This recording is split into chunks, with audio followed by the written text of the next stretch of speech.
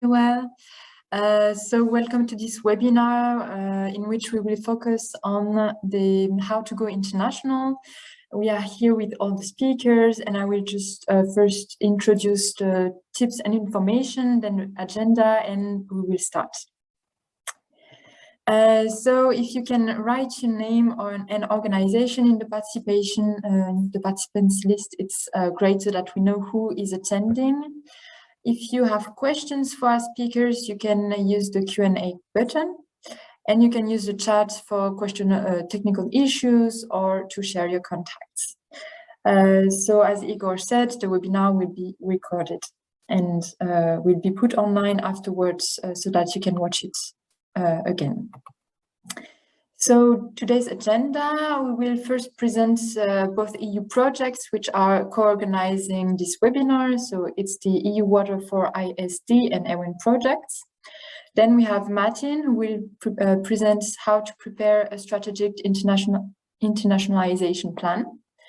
Then Tatiana Miron will present how to target the best international markets, and we'll finish with the strategies to go international presented by Saad Umami. And finally, we will have a Q&A session where the speakers will answer all your questions. So let's start. I will start with an introduction to the EWIN project. So EWIN stands for Africa, Europe, Water and Energy Network. It's a European project lasting for 2.5 years. And we are 4 clusters working together. So I'm working at Tenerdis. It's a French cluster focused on energy.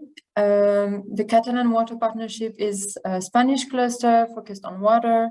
We also have Italian partners from NV Park, which is working on the green transition, and the cluster Tweeds, a Belgian cluster on energy. So here is an overview of the 4 clusters. I will go quick.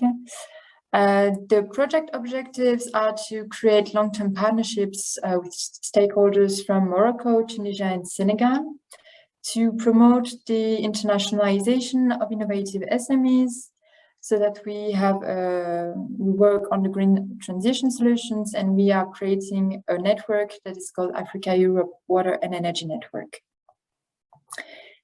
What we do, so we work on water and energy. We have an internationalization strategy to help SMEs. We have liaised with companies from Europe and Africa, and we developed a catalog that is to be found on our website.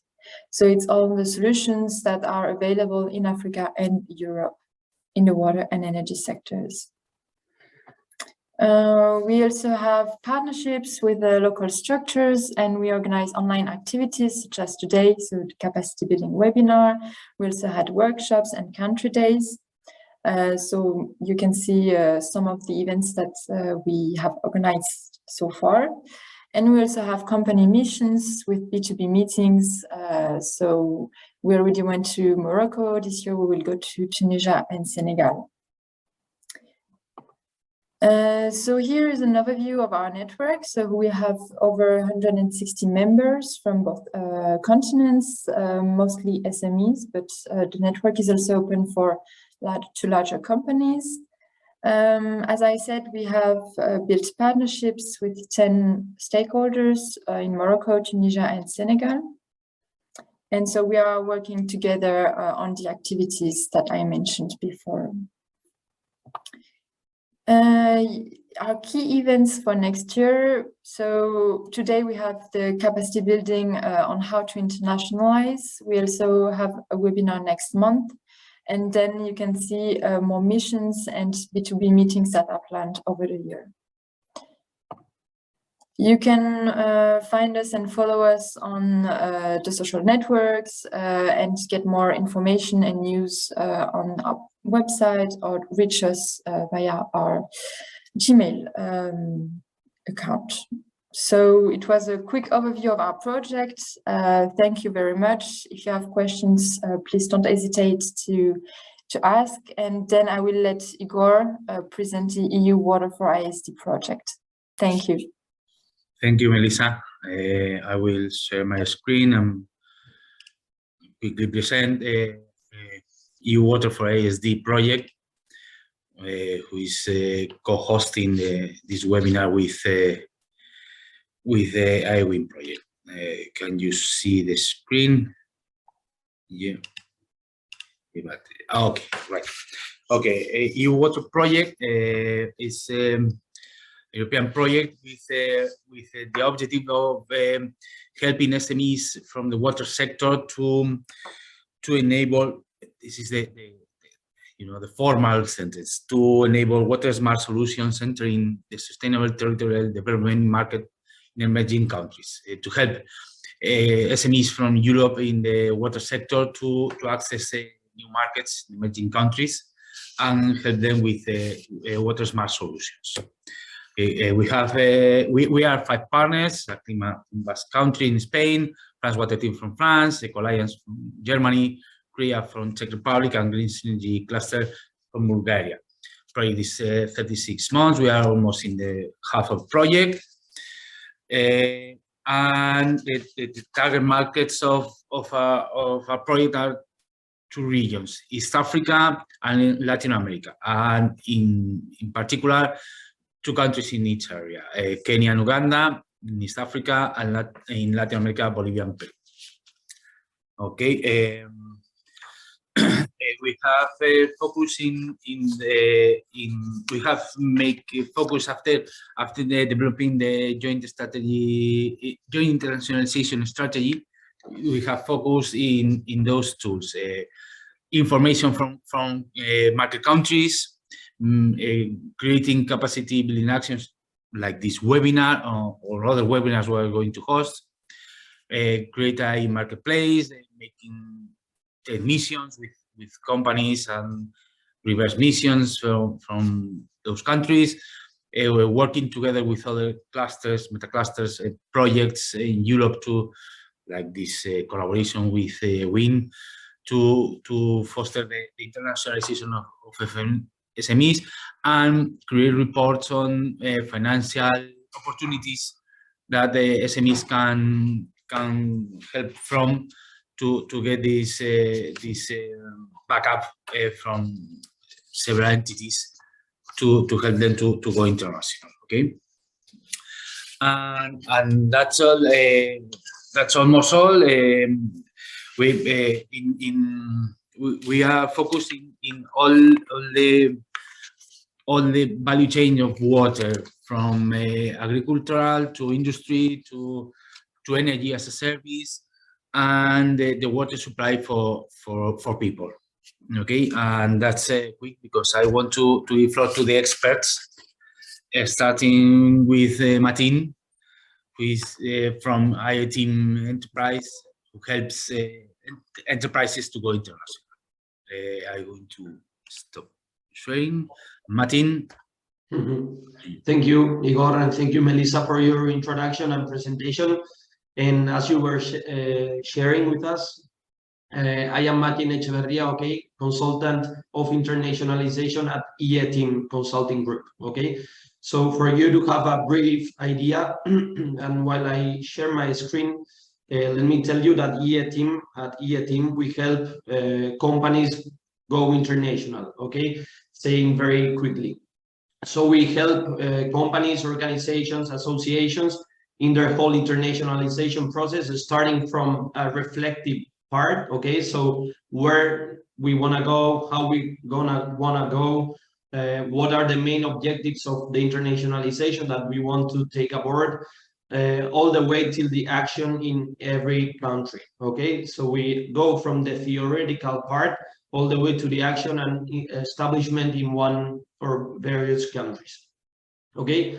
So going specifically to this case, today we are going to share some ideas about how to cover a strategic plan for internationalization, or SPI, okay, as we call it, to go briefly. So I will briefly introduce you to some most important points, okay, of how we do the whole process, and mainly the main ideas that we want to share with you before you take an international step. Okay, so I think that one of the most important things is that during the first moments where we consider, okay, we want to go international, that's a really important decision, and we need to take account that it implies every single part of our company. Okay, I always use one example that it is maybe funny or practical, call it as you want, but we may consider that companies are really similar to mushrooms. Okay, so a mushroom may grow, for example, in France, in one forest in France, but if we take the same mushroom to a forest in Spain, in Italy, in Tunisia, in Peru, probably that mushroom will need some environmental specifications to grow properly, or maybe it cannot even grow. Okay, so with that, what I want to say is that we need to consider many aspects before going international, because whenever we take that step, we need to think about, will that country really work out for me, or am I really all ready to go to this country, or how am I gonna take these steps? Okay, so what we do at EA team is to help all these companies to answer all those questions. Okay, starting, as I was saying, from a reflective part where we ask some questions like, what is the main objective of going international? To grow internationally, to diversify and go to different sectors, to maybe you want to increase sales or even obtain a better margin. Okay, there are many questions that need to be answered before taking any step. Okay, here we have some examples of what purposes may a company follow when we go to international market, right? Obviously, identify new opportunities for product, sector, or geographical diversification. Okay, cover international challenges, obviously. Okay, obviously winning margins. Okay, it doesn't make any sense to go international if that step won't give us more margin, or if we're not gonna make any profit out of it. Okay, search international partners, because maybe with new alliances we can even cover new markets, new type of products, new type of services. Okay, and there are many cases that a company may need to cover when we go international. Okay, but mainly what I want to focus on is to how is it done? I mean, how is a strategic plan for internationalization carried out? Okay, and here we have an internal tool, okay, at EA team that we use to answer all these questions and write a roadmap, okay, for every company that we work with. Okay, this is actually a thing that it is really tailored and really personalized. Okay, so it is totally customized for every company, and it is difficult to have like a standard way of doing. Okay, but it is true that we usually follow some steps that can be always repeated. Okay, there are probably some companies that they want to focus on more in some steps, and there are other companies that they want to dedicate more resources in another steps. But all in one, let's say that we follow this roadmap. Okay, whenever we take a project of a strategic plan for internationalization. Okay, first of all, I mean, I will go for them after all, but it is important to define the objectives. Okay, as I was mentioning, before taking any steps, we need to be clear about why are we going to do this. Okay, then of course we need to have an analysis of our company, what resources we have, why are we taking this. After that, and after knowing what type of company and resources we have, we will go for a market or country pre-selection. Okay, there are like almost 200 countries in the world. Why are we going to Germany or Tunisia or Peru and not Taiwan? Okay, once we define and prioritize all these countries, we will go for deeper analysis in every country that we have selected. And obviously, we will define the strategy of internationalization and roadmap in every country that we select. Okay, and of course, one of the most important aspects is the governance of the plan. So once we have the theory and we have the roadmap, how can we make sure that in the following 3 years we will continue the right way and the right path to obtain and get to these purposes that we set like some years ago, right? So as I was saying, one of the most important parts is defining the objectives. Okay, as we say here, success is not assured without a clear vision, proper planning, and solid execution. Okay, and this is defining the objectives. Why are we going to go international? What we want to learn about this experience, okay, and obviously where we want to get. So where do we see our company in 5 years? Okay, I don't know, do we want to increase our turnover, improve our margin, sell in more countries, get more alliances? We gotta define the objectives before anything else. Okay, the second step would be the company profile analysis. So for this phase, we have a lot of internal tools. Okay, one of the most important tools is the internationalization capacity tool and diagnostic. Okay, so we share with every company that we work with our tool so that they can measure, and we help them measure what resources they have, or till what extent they are already to go international. Okay, and there we analyze all the parts of a company. So starting from the financial part to the commercial department, obviously going through the purchasing, the outsourcing, there are many things that we need to analyze in this company profile analysis, as it is a totally internal analysis that we carry out. Okay, that is the second step.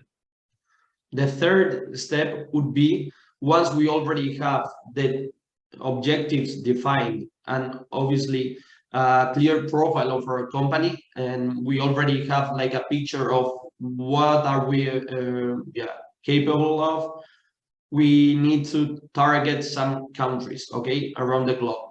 So that was what I was mentioning. We have a great amount of companies all over the markets all over the world, but how are we gonna know that the ones that we are aiming to are the right ones? Okay, so for that we use the market preselection tool. Okay, in this stage, what we do is we have a lot of KPIs and key indicators that we bring together. Okay, so we mix all these indicators, obviously totally customized for every company, and we make a ranking or tier of the best countries, objectively speaking, to cover internationalization. Okay, so we have like a big amount of indicators, starting from more general indicators, macroeconomical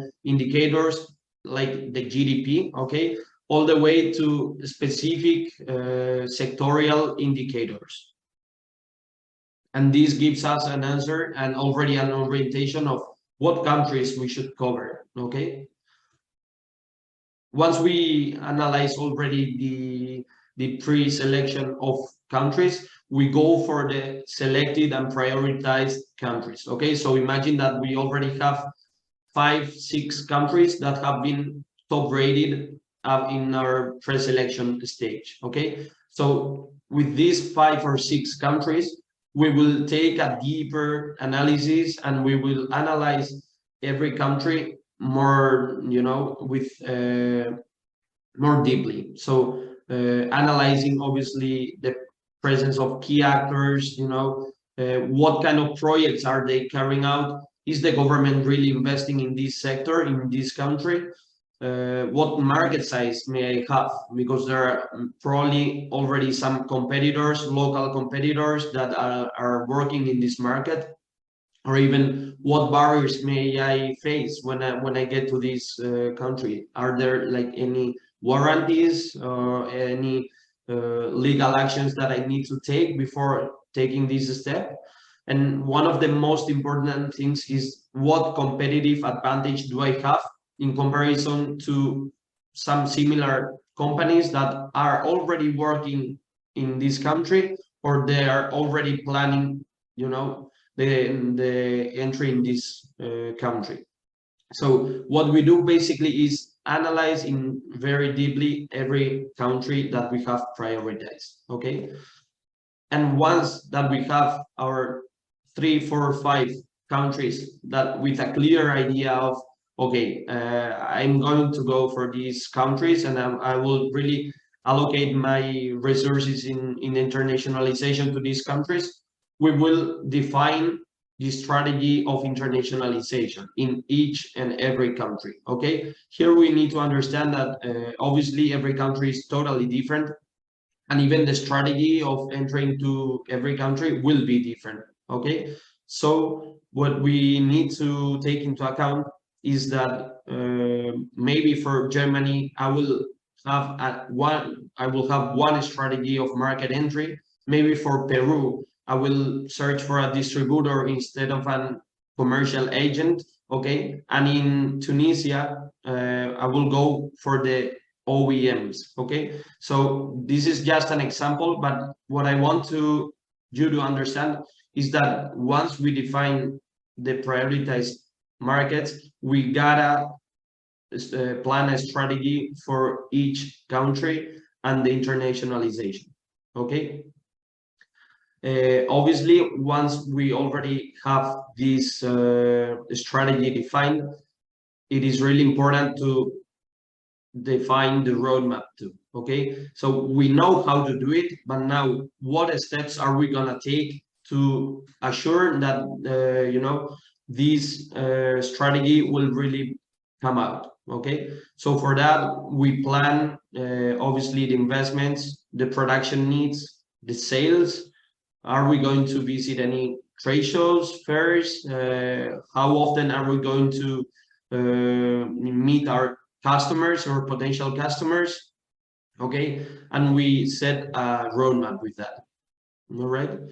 And after all, obviously one of the most important parts of a plan, and it is generally one of the parts that many people take for granted and don't even, you know, pay enough attention to, it is the governance of the plan. So we already have the total plan of internationalization, but now how are we going to make sure that our objectives are really meeting, okay? How are we going to make sure that we are really getting to that point that we were imagining some months before when we started all this plan, okay? So for that, we have an internal tool for, you know, assuring that the plan is really being executed properly. And these are the main steps that we take whenever we prepare a strategic plan for internationalization, okay?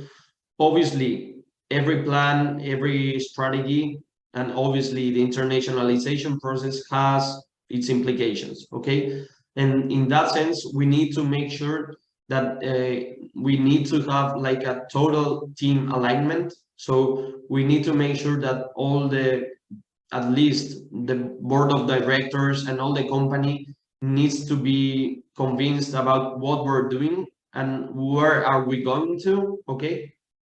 We need to be ready for a change management, and obviously communication will be a key factor, okay? Because there are many you know, the different departments involved, and we need to be sure that the communication, mainly the internal communication in the company, it gotta be important, okay? So with that, Okay, I finished my presentation, and I hope you have some questions and you have comments. So feel free to ask away, as they said in the Q&A, and I will be happy to answer. Okay, so I hope you like this presentation, and let me know if you have any kind of questions. Thank you very much, Martin, for this interesting first presentation. So as you said, yes, to the participants, if you have questions, don't hesitate to write them in the Q&A or in the chat. We will answer them afterwards. And now I leave the word to Tatiana, who will present us how to choose your market. Yeah, great. Okay, I hope you can hear me. I switched on my microphone. It's exciting to be here. And thank you, Melissa, for inviting me. And thank you, Global Alliance, as well, for offering me this opportunity. Saad, nice to see you here. Nice to be here in this event with such experts like Martin, Saad. And thank you for these clusters who involve so much in internationalization of European SMEs. So my topic today is how you target your international markets.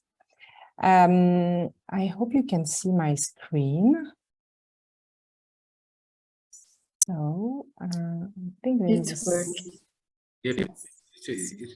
It's okay. It's working, but it's not optimal. Just give me a second. Okay. Again. Sorry about that. I don't know why it's not showing the full screen, but it was supposed to. Yeah, it's working now. Just give me a second. I'll be with you right now. Yeah. So just in the continuation of what Martin started to speak about, I fully agree with him on all the topics, and my focus and my expertise, my company's expertise, is we help companies to target the best international markets for them. So when all the objectives have been performed, we come in and help with our digital solutions, because we have software-based solution, in identifying the best markets for each company who works with us.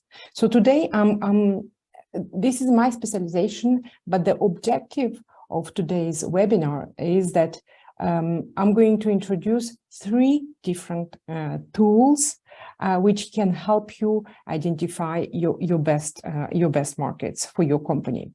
So first of all, a brief introduction of who we are, who I am. I'm an advisor and CEO of a company named Prime Target. We are based in Marseille, in France, south of France, and we help companies from different countries. We have clients in various European countries, in France, in Spain, UK, which is not Europe anymore, but still, geographically speaking. And as well, we help companies from countries like Australia, from South Korea, USA. So as I said, we are based in France. We are a small team of consultants who use this platform. So our key focus is international market selections. And as well, we do some tools for monitoring and selecting international markets for experts. Our solutions are speedy, we use reliable data, and we consider ourselves an innovative company from Europe.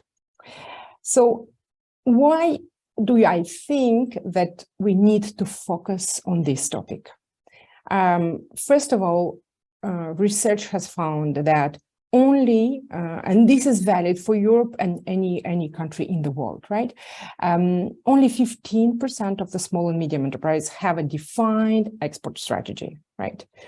75% of the small and medium enterprises, they will act on an opportunity. I heard of this company that it's succeeded in Brazil or in Australia or in South Africa, and I think I will go for myself.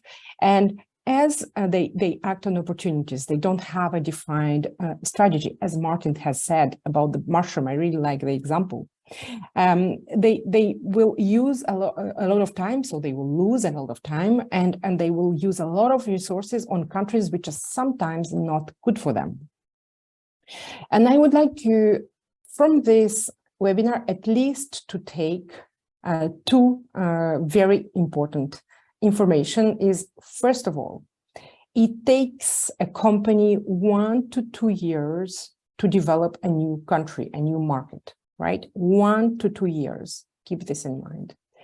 Second, and on the average, and small and medium enterprise has the resources and the ability to develop 1 to 2 countries a year. And if you look at this data carefully, then you can understand that selecting your international markets and spending resources and time on this decision is key. It's very important for your company. It's important for your profit, for how you spend your resources. But it's important as well for us, for small and medium enterprises, to survive, right? Even for the survival. And with regarding to as well the sustainable objectives of the companies, sustainability is important as well, that you reach as many clients as possible, as fast as possible, for you to deliver this value that you have created. So keep in mind this 1 to 2 years, and you can to develop one country. So from the moment you define the country, you need 1 to 2 years actually to start selling there, to sign contracts.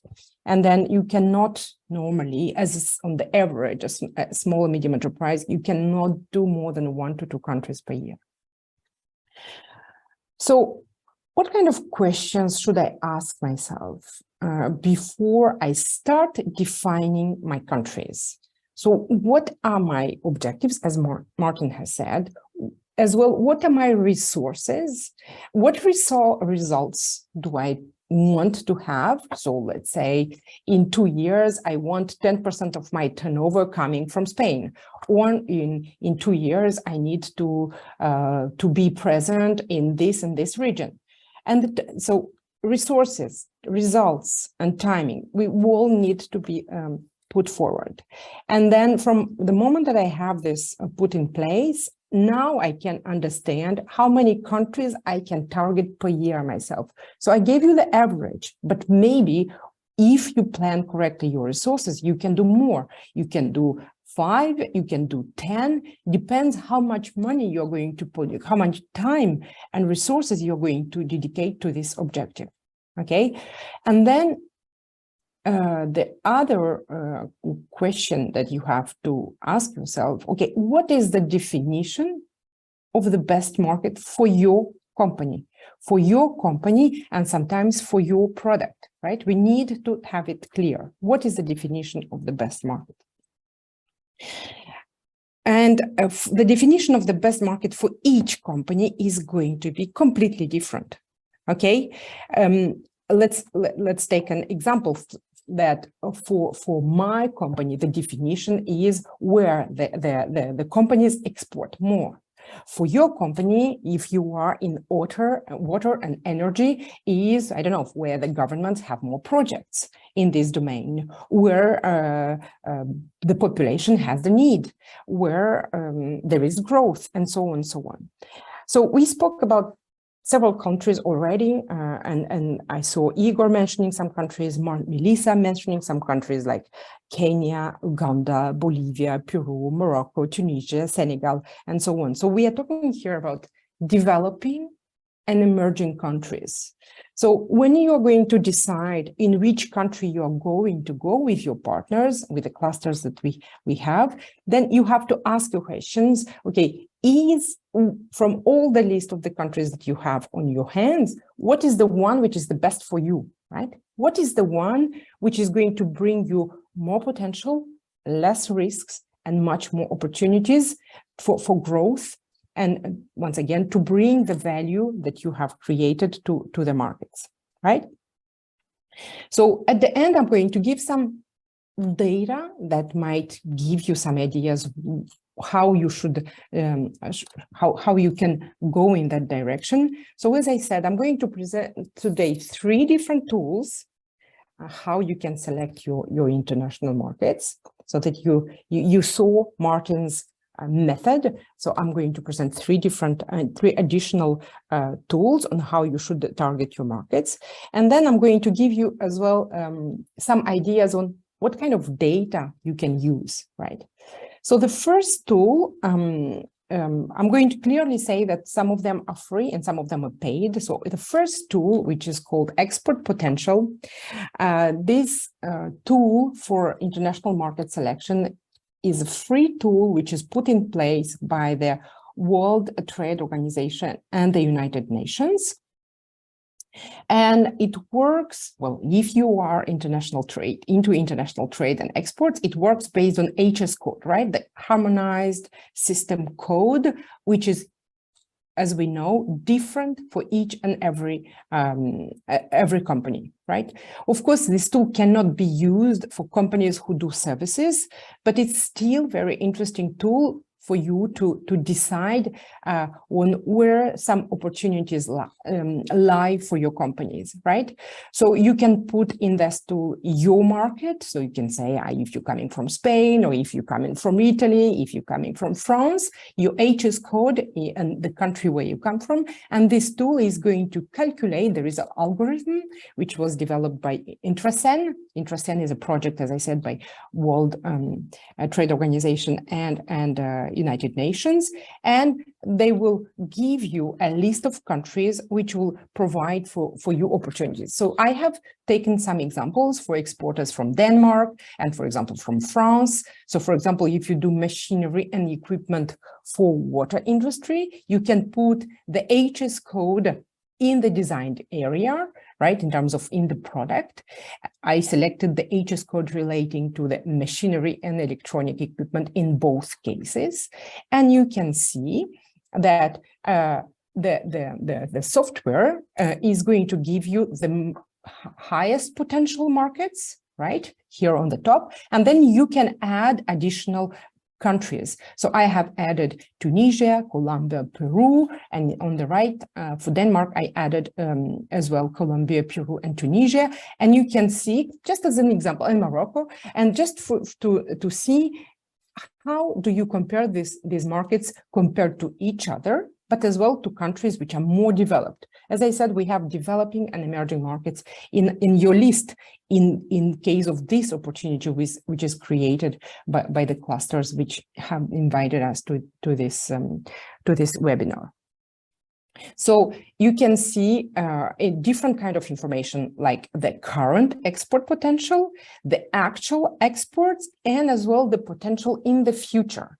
So with this information, you can even see how big is the potential in the future for your company. And once again, it's based on HS code, so it's a little bit limited. There is a huge advantage because it's quite powerful. We have a clear algorithm which is going to explain us how it works, but as well, you know, it doesn't work for services. HS codes sometimes, if you know, sometimes they can be quite vast and don't really answer to all the needs for a company, but it's still a very good tool to use for your decision making.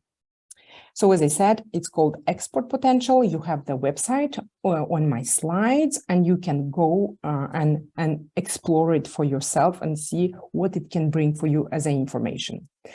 The second tool which I would like to present, which is a tool created by Google, I don't have to explain who is Google, I suppose, and it's quite powerful, and it's free. Once again, it's called Market Finder. So you simply have to introduce your URL for your website, and the algorithm is going to analyze a lot of data based on the business categories that you will indicate about your website, and is going to give you top 3 recommendations in terms of markets, but as well you can explore other countries in the algorithm. So I have taken an example of one company. I don't know this company, right? I just did some research, and I have put the company on website in the Google a Market Finder tool. You can see on my screen, I have selected as well energy industry, renewable and alternative energy sector as a category, because from what I saw, they are doing capacity water purification technology. And I have put their website, and then the algorithm gave me some indications what are the top recommended markets. And then it gave me as well some indicators that help them classify these countries. And as well, you can add some additional countries on your you can select from a list the countries you are interested, and you can explore the information that Google offers you to decide whether a country has a huge potential or low potential for your own company. So once again, it's a very powerful tool. And how it works, it's more based on keywords related to your topic. So as I said here, we're talking about water purification technology. So it's going to analyze the keywords on your website, and as well the industry that I put in the category, and the powerful algorithm of Google is going to give you the volume of keywords and researches in this particular topic.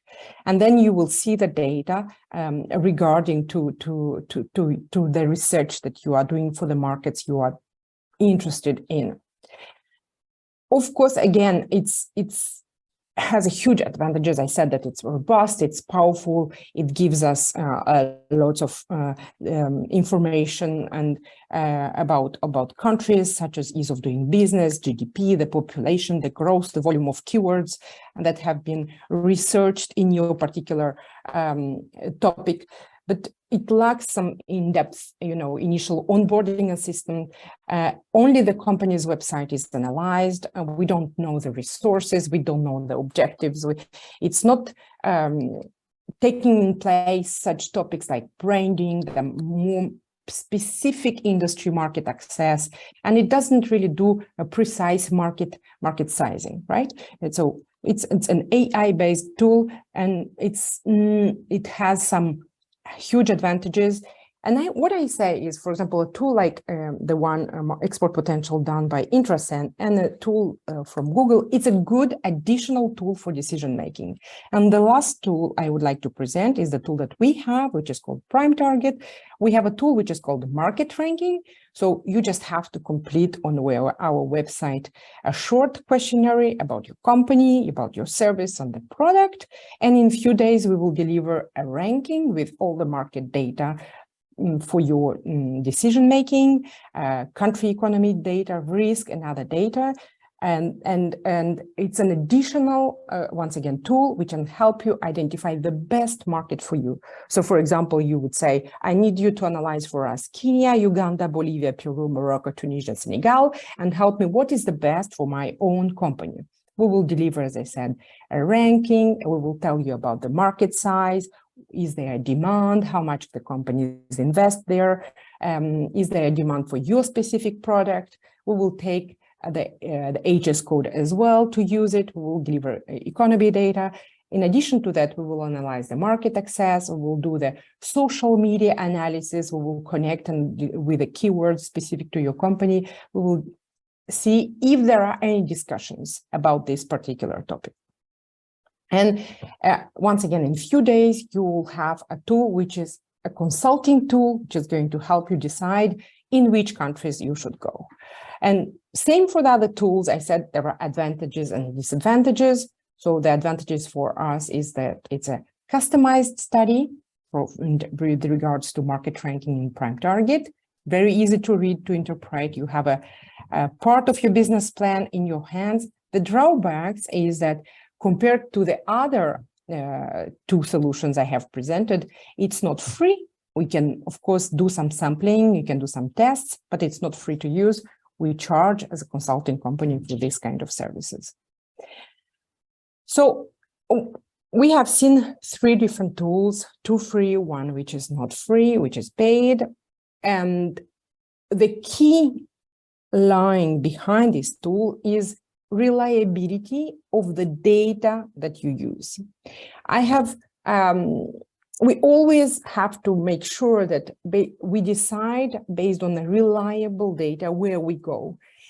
Our companies on the stake and the future of the companies on the stake. So I have put here some data which I trust and we trust, and I would like you to recommend using it.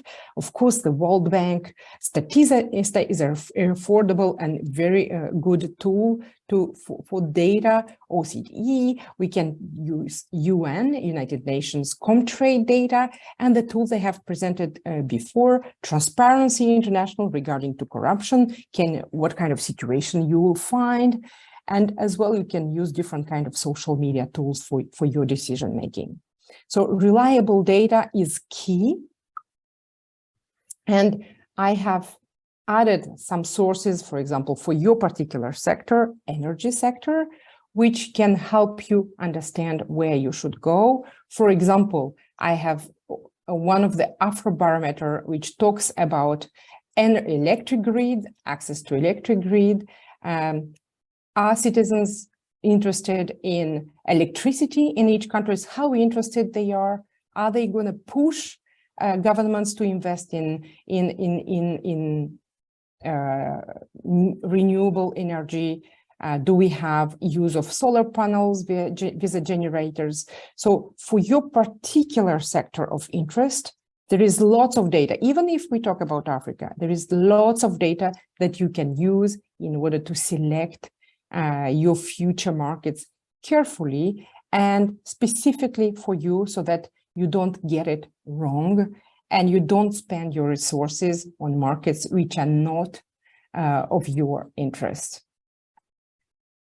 Okay, I think I had my 20 minutes and I will take your questions after that, and I'm looking forward to hear what is going to Saad speaking to us about. Lots of information. Hands to you, Saad. Thank you, Tatiana. I will share my presentation. So first, I would like to thank Tenerdis, Melissa, Igor, Ewen, and all the participants to this webinar. Sorry, just fix. I think the presentation that were made so far from Martin and Tatiana gave a general introduction, and I think it's good that I'll be talking about local illustration, how it works. I think it's a good timing. So let me just make a small presentation of my company. So I'm based in Casablanca, Morocco, and I have Harvard Consulting is based in Casablanca. It's a company that I launched in 2001. Before that, I worked for a long period in business development.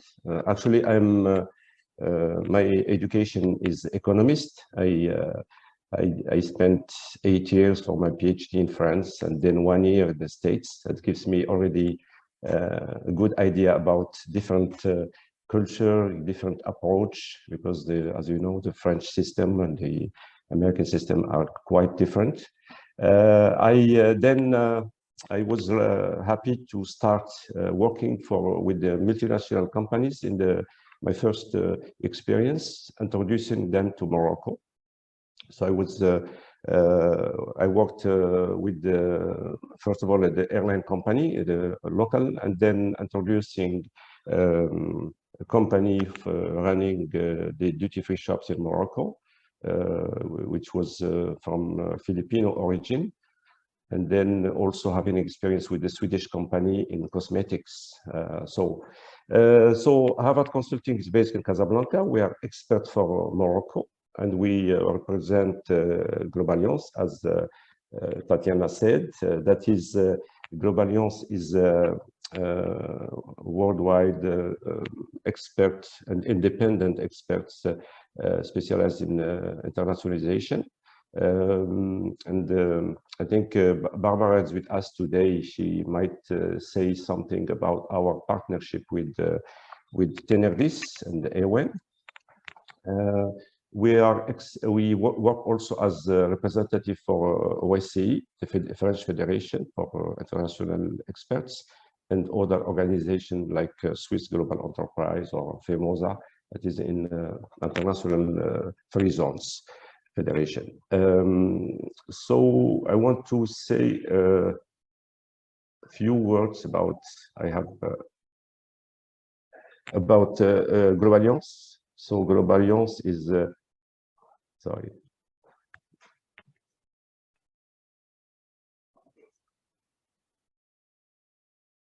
Globaliance is based now in about 60 countries.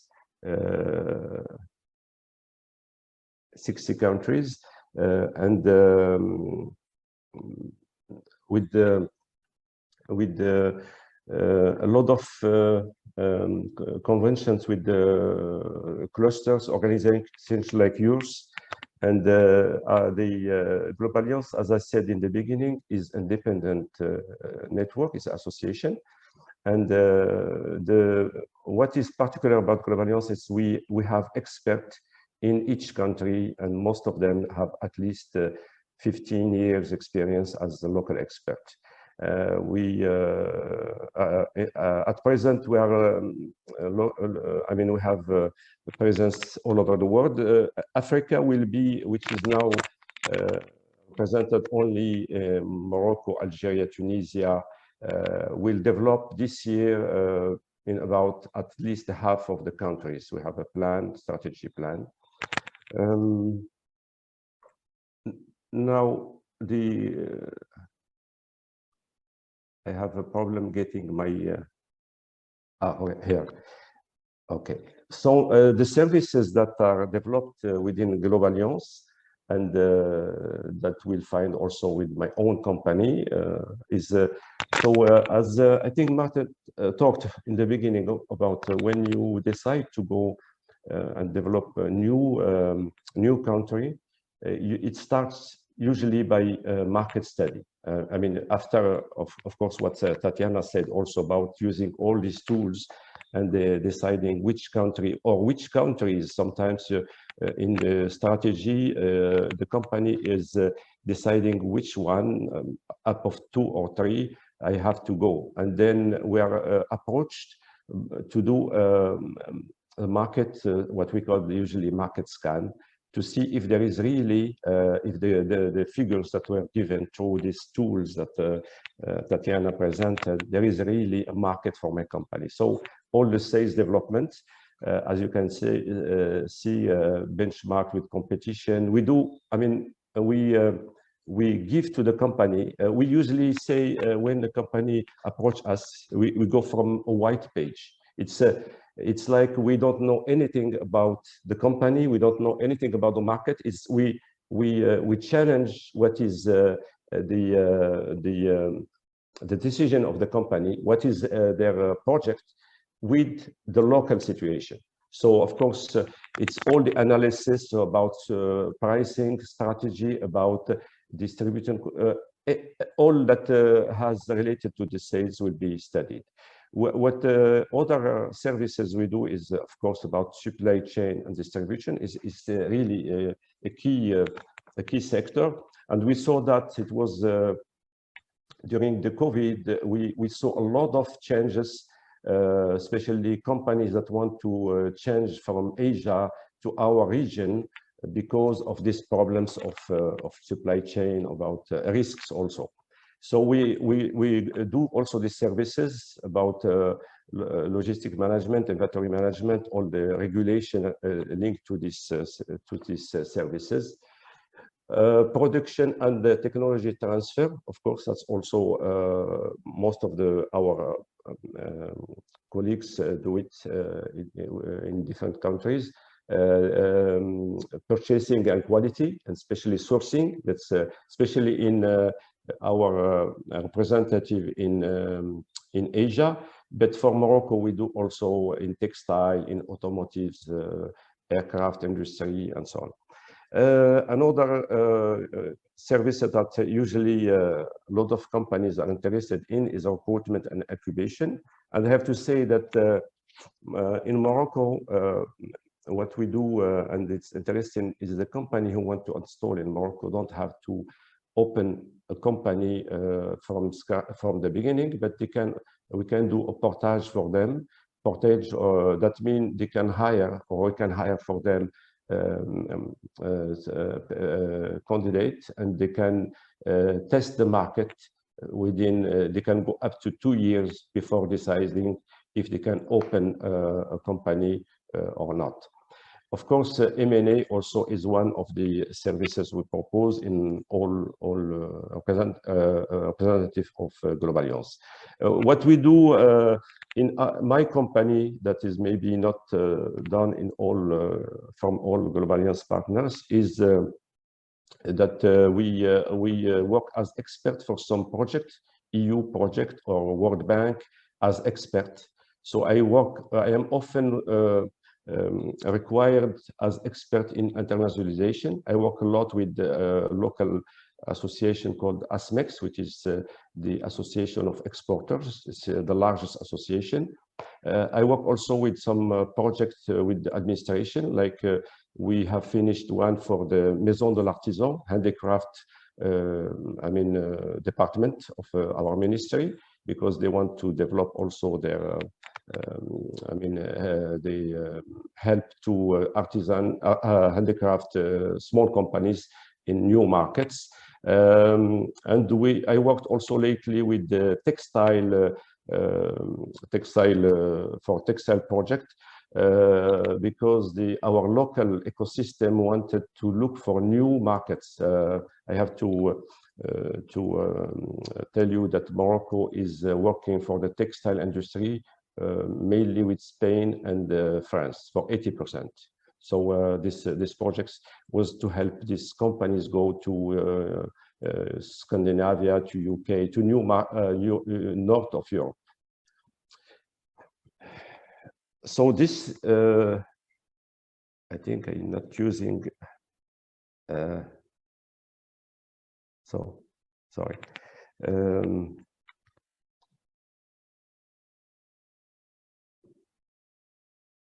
I want to go first to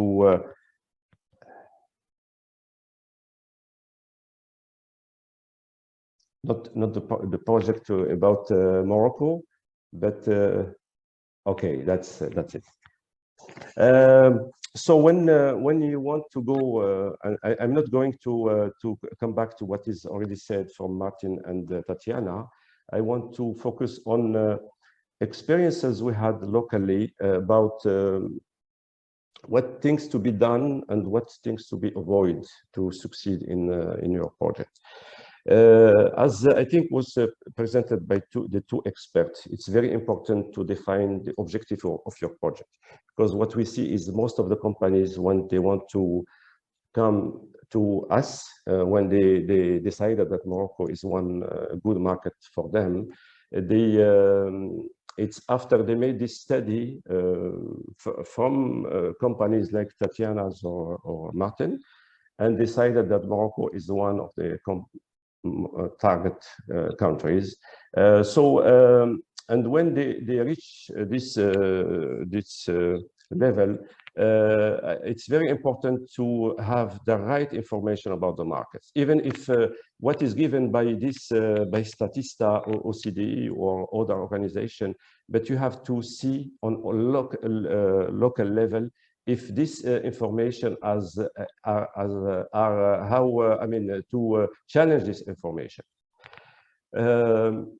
The second thing to do is we have after you do this study, and you are we advise you to be to use a local expert, because when you have a local expert, he will I mean go with you and verify what is your objective, and then decide if he advised you to go or stop. This is what we call as go or no go, I mean, level.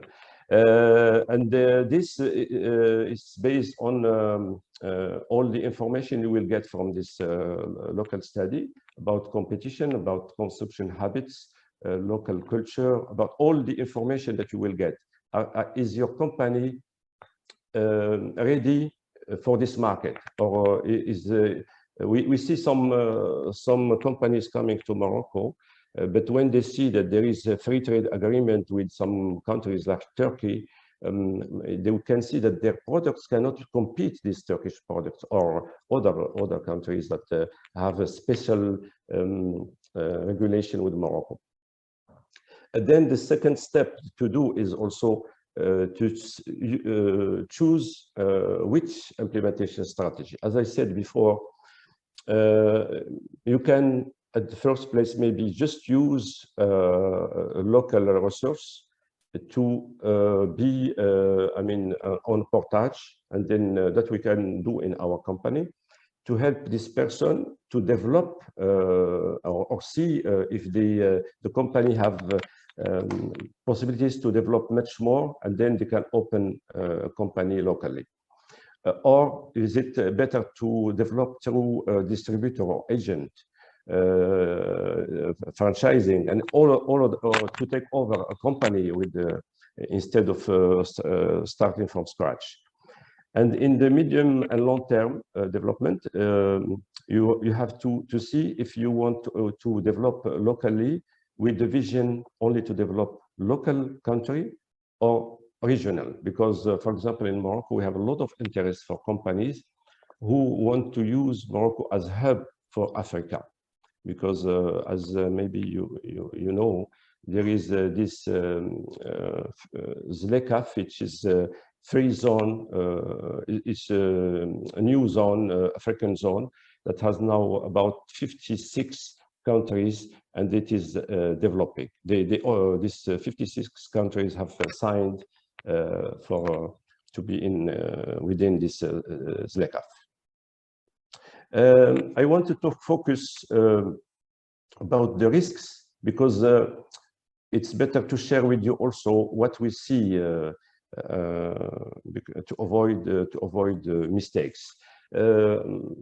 Most of the people, when they want to come to Morocco, or I think it's also on the other countries, they see only the good things about their products, the good thing about maybe some friends said, or some tools that Tatiana presented gave that the country is interesting, there is opportunity, but they don't evaluate the risks. And I think this is very important to know this risk and to evaluate them, to avoid mistakes, and then to pay a lot of money to withdraw from the country. Or so these risks are cultural. So you have to know exactly if your products are adapted, if they can be used by the local culture, if there is no restriction. I mean, so the political risk also is very important, because and that's one element that is Morocco is presenting is I mean that is a country where it's stability is very important. So you have to look for this stability, because you will put your money and you will put your image, and also the tax risks also, because if I remember, I worked for a Swedish company in direct sale, and this tax risks were very high. So we took 1 year studying all the adaptation of this direct sale system before coming to Morocco.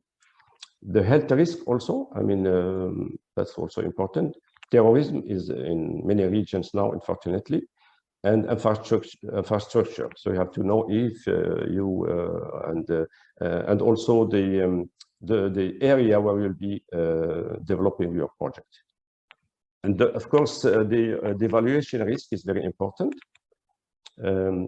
That's the choosing the partner, the right partner, is very important. And we have a lot of examples when we were approached by companies who their development were stopped because of the local partner. They made the wrong choice, and that was a problem. Of course, you have to be sure that the image of the company will be respected, and you will also have a good behavior in the country, because the image and the reputation is very, very important. Ethical risk also is related to this e-reputation and so on. And risk in some we see in some countries, especially in sub-Saharan Africa, that is they have this social rejection. You have to be respecting the representative of either a religious or other representative in the village or in the region. And counterparty risk, the secure the transactions. I hope now I have. Sorry, I used the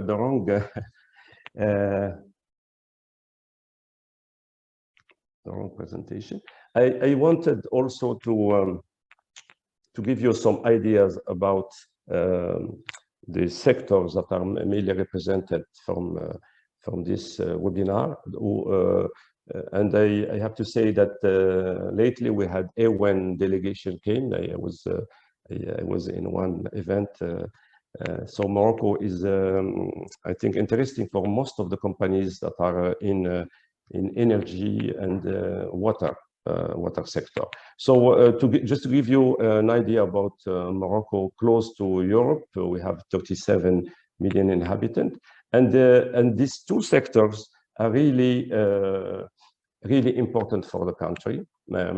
As you know, Morocco is semi-desertic, semi-arid country. We have a real issue with water, even if from last king of Morocco made as an important project what we call the dam development, that most of the regions have these dams. And we are now working a lot on this desalination. There is 5 projects going on. So water treatment and water recycling is a very important sector for Morocco. Energy, I can talk about it later. We have also a strategy that it made now called Morocco Now, where the country is trying to put up to attract foreign investment, especially in some industrial sectors. And to give you an example, to give you an idea about the sectors that are really developing and where there is opportunity of investment, of course, agribusiness and fishing is very important. Industry and clean tech. I have to remind you that the development of Renault in Tangier in automotive is a very interesting example, and that now it's used as an example for developing what we call the régionalisation avancée. It's a regionalization. So we have 12 regions So far, Morocco was mainly concentrated around Casablanca and Rabat, in the center. But now, since about 10 years, we decided that regions have to take over and that have local development. So there is each region will have a kind of locomotive. I mean, like the Renault with Tangier, the city of Tangier, or Peugeot PSA with Kenitra, which is another city. So each region will have one main sector that will boost the region. So there is opportunities in all these regions and many sectors like lifestyle and health, technology and services. And of course, the energy is one of the very important sector for Morocco, especially renewable energy like solar, wind, and so on. So this is the sector strategy. Industry, tourism, renewable energy, agriculture, mining, and gas and liquefied natural gas plant. All these sectors have really interesting opportunities for your companies. That is what is presented with the Morocco now, like advantages for European companies and international companies. Europe is the partner #1 to Morocco, and it's close. Some countries, as I said before, have more experience, like Spain and France, but we see a lot of interest for a new internet, like German, Netherlands, Italy, and all. We see a lot of companies trying to develop their businesses here. So it's the new government of Morocco is trying to show and to use, I mean, the strategy of Morocco now, like a business plan with clear opportunities that are, and with also many incentives. As I said before, there is a good and advanced infrastructure, good quality of human resources, and of course the position of Morocco is good because we are close to Europe, with good also maritime routes to America, Asia, and so on. And of course, this is the third point that is sustainable. Is one of it's not only a fashion word. It's really among the politics of the government. So when we talk about energy and water, it's very important for us for the reasons that I said, because we don't have fossil energy and we have a problem for water. So there is huge opportunities of projects and development. This is the nice things that are presented also beside that, like gastronomy, sun, and not far from Europe, good location to live.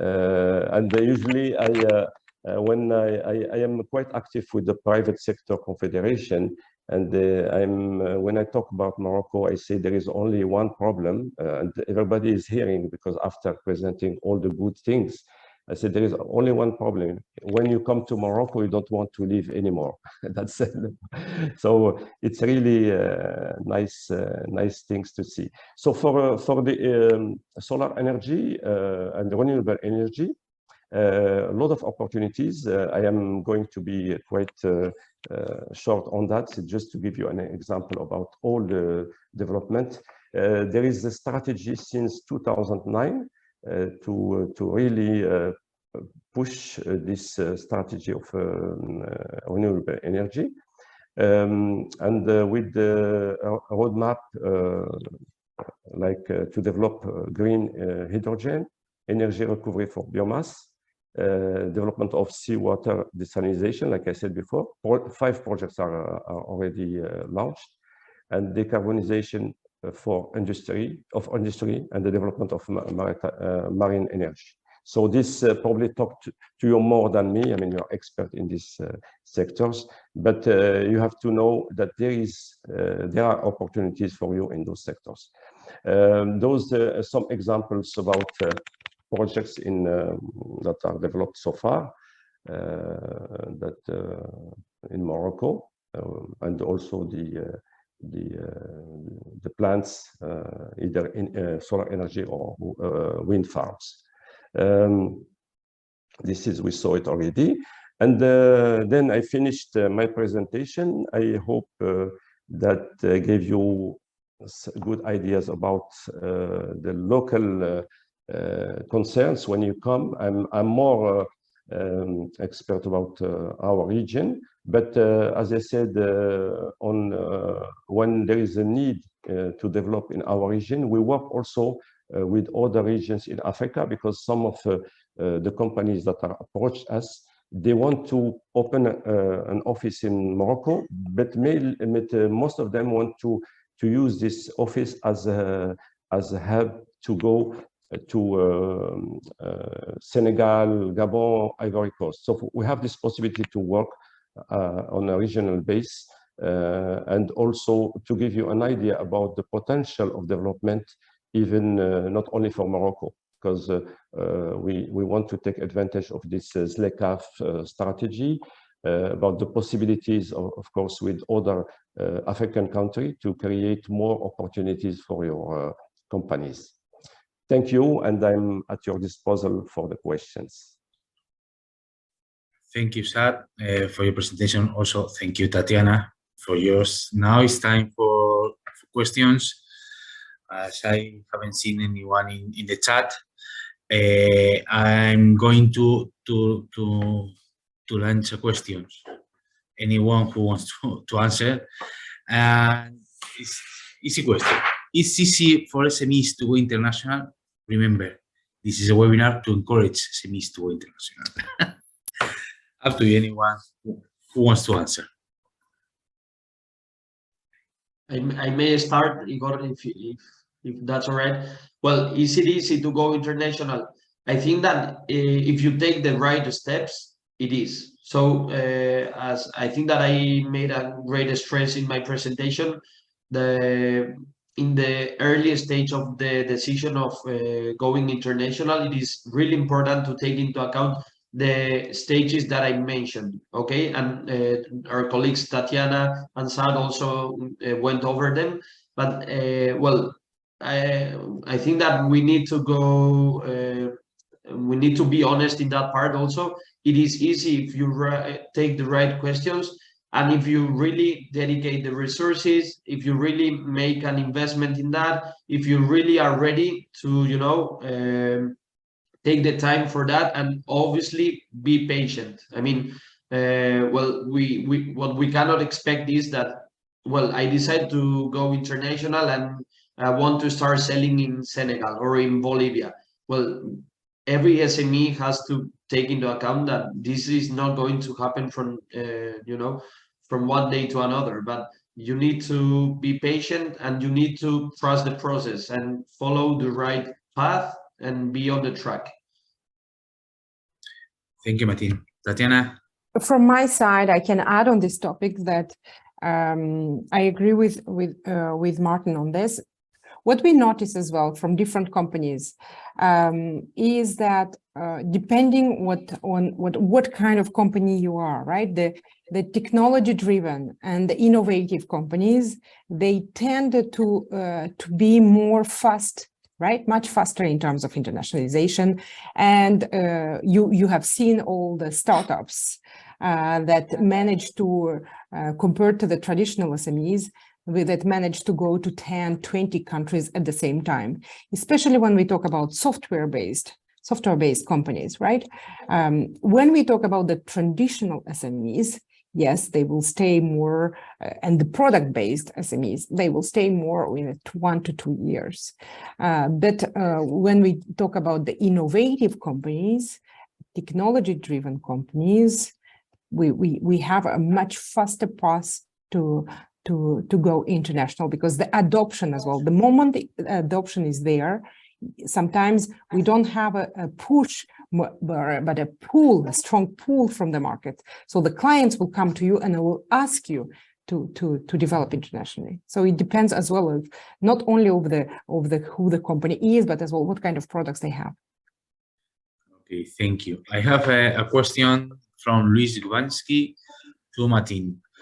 What is the usual time frame for an internationalization plan?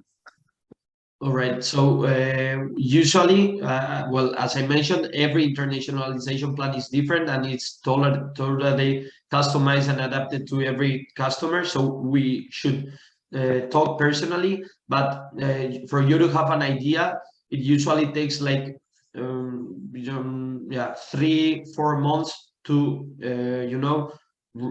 get ready an internationalization plan. Okay. Okay, thank you. Any other questions in the chat and Q&A? No, I don't see no one. Melissa, another question. A question to Sad, also from Luis. What do you recommend to find partners in a target country when you are not already there, of course?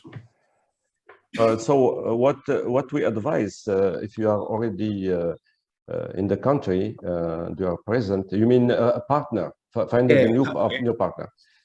How should be the process, or what steps to follow to get partners? So what we do when we are approached by a company like that, either they have a partner and they're not happy about the relation. We had that for a French company. They had a partner for long years, and they saw that the development was not there. When we did strategical audit to the local partner, we find out that he has a problem of transmission. To take over from his son that he doesn't want, and the father, who is the partner of this French company, was above 72 years, and he was really trying to sell the company when the French partner did not know. So the development was not there. So what we advise is, of course, to always have a local expert who can help you to see and to evaluate the relation. Of course, it has to be done in a nice way. The local partner should see that this is to develop the business, not we are not spies or something, but we can also help them to find the new opportunities, developing opportunities. When you don't have already a partner, what we do usually is we select, of course, we do due diligence. For example, when we know the company, what they are looking for, then we are approaching some potential partners. Usually we approach 3 to 4, depending of the sectors, and we organize then B2B between the international company and the local partners, and then we are with them for the negotiation. And finally, we tell them like a SWOT analysis, what are the good and what are the weaknesses of the potential partner, and it's up to them to choose. Then after that, of course, we can help them also in the first period, like advisor, because you need to know also to have local information about how this company is performing, if there is no financial or other risks. So you need to be, to have a local information or to have it within your staff. Because what we do also is we tell them after this first period of incubation to have local staff that we can help in the beginning, and then after that they do it by their own.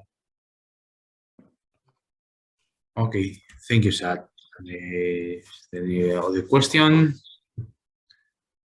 I don't think so. So perhaps we agree we can finish this webinar. Thank you to all of the attendees, and of course, thank you to Luis. Excuse me. Luis reminds us that please, all the attendees answer a short satisfaction questions. Okay, on the anyway. As I was saying, thank you, Tatiana, Martin, and Sad.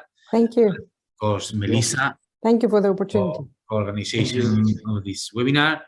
And we, in the next days, we're going to send you the presentations and links to the satisfaction questions. And also stay tuned to a WIN webpage and EU Water webpage for next actions and anything we can help all of you. Okay. Thank you, Igor. Thank you very much to all of you. Thank you, Melissa. Thank you.